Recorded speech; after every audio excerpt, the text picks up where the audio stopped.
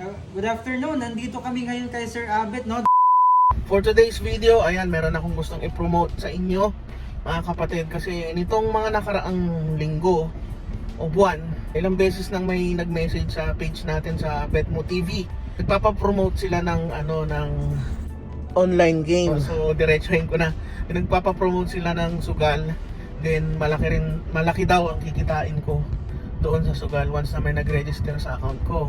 Kikita daw ako ng mga 15,000 to 50,000 a month. Yun ang sabi ng mga nag-message sa akin ng mga hindi ko alam kung company ba yun or yung namamahala nga sa mga sa mga online game. So kasama na dyan yung isang hindi ko na pala sasabihin. Hindi ko na pala sasabihin. So, sa madaling salita, po-promote mo lang yung online game. Ayan, siyempre, tataya kayo. Magkakapera na ako pag nag-register kayo sa account ko. Kaya lang, siyempre hindi kaya ng konsyensya natin, lalo na nagkaanak na tayo.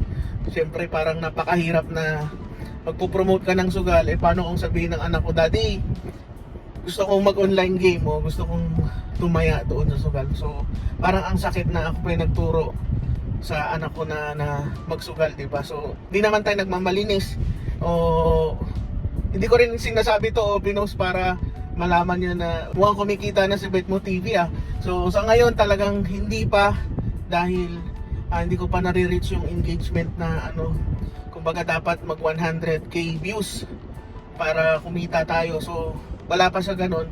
Kaya salamat sa mga nanonood sa mga vlog natin. Ayan, so sa madaling salita, sabi ko sana may ibang i-promote o mayroong ibang i-promote na item ganyan o kaya kahit na hindi sugal. So ayan, itong mga nakaraang linggo, merong nag-message sa akin at nakakatuwa at nagsabi na magpo-promote ako ng isang Japan lutuan, parang lutuan siya pero made in Japan. So nakakatuwa. At pinunta nila ako sa bahay at nag-iwan sila ng sample unit.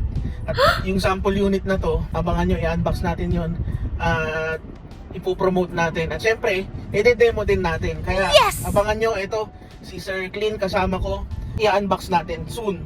Ito. Good afternoon, nandito kami ngayon kay Sir Abet, no? Dala namin itong compact hot plate. Fresh from Japan po ito.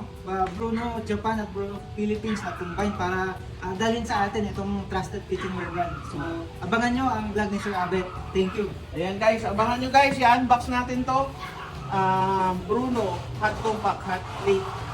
Compact hot plate, yun. Mali pa yung basa ko. Ayan, so abangan nyo, i-unbox natin to. At ipapasok din natin ito sa Lazada, no? Yes, Lazada. Lazada. So, abangan nyo guys, magandang gamit ito. At syempre, gagamitin natin ito kasi nagmumukbang tayo. So, ayun lang. Thank you. Thank you.